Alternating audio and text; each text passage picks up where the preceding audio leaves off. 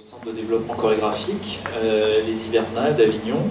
Tout d'abord, il est encore temps, je vous souhaite une bonne et heureuse chorégraphique année 2011, qui rime avec bonze, donc ça va être zen normalement, tout ça, ça va nous apaiser.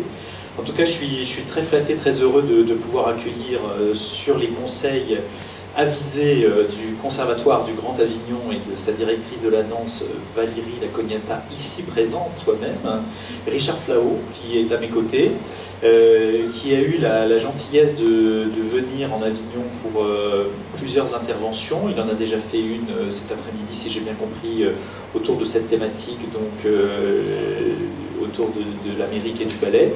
Et il va s'exprimer aujourd'hui devant vous.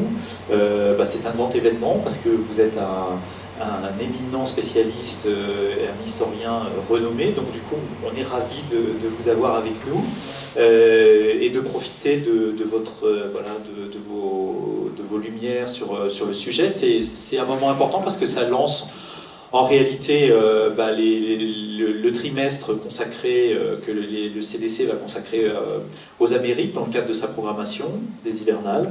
Donc on le sait, on a à peu près une petite heure pour faire le tour de la question. Je vous passe la parole. Je ne vais pas vous interrompre aujourd'hui, parce que les lundis au soleil, en général, c'est des petits big bang ou du ping pong, mais là, je crois que... Je pense que le dialogue est toujours un peu plus constructif, puisque si je commence à parler, je vais partir sur un discours qui est un discours que je me suis construit.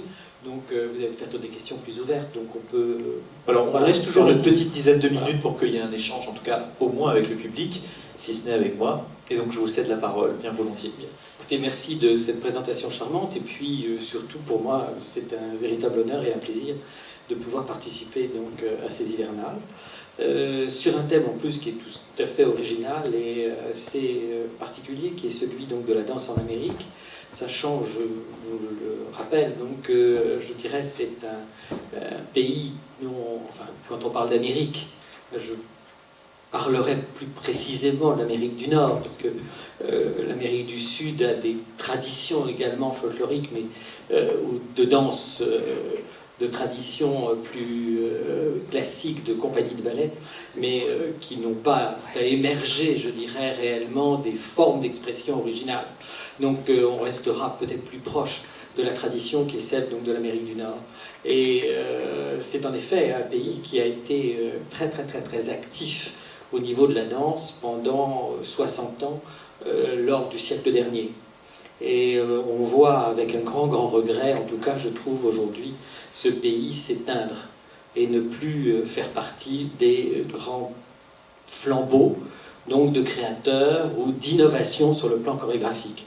Alors vous le savez, pour que la danse puisse éclore, il lui faut tout un contexte. Il faut un contexte à la fois culturel, spirituel, et surtout aussi un contexte économique. Et je pense qu'aujourd'hui, dans un certain nombre de nos pays, si la danse est en si mauvais état, c'est en grande partie parce que justement le contexte économique n'est plus présent. Moi je suis absolument fasciné par l'émergence de toute une série de courants, et je reviendrai sur l'Amérique tout à l'heure, mais par l'émergence aujourd'hui de toute une série de courants en Chine, où il y a une floraison de créateurs et de chercheurs qui sont absolument fantastiques et qui méritent donc d'être recherchés. Alors pour l'Amérique, je vous le rappelle, c'est un pays qui n'a pas eu une tradition de danse très très très ancienne.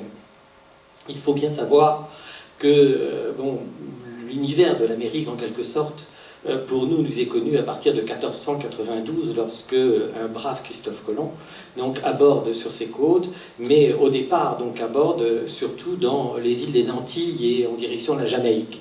Alors je vous rappelle aussi que cette découverte d'une terre nouvelle va engager une course aux colonies de la part des pays occidentaux, qu'il s'agisse de la France, bien sûr, de l'Espagne, du Portugal, ou alors de l'Angleterre et des Pays-Bas. Et très vite, il va y avoir une césure qui va se mettre à exister entre cette course aux colonies des pays catholiques et des pays protestants. En effet, la première décolonisation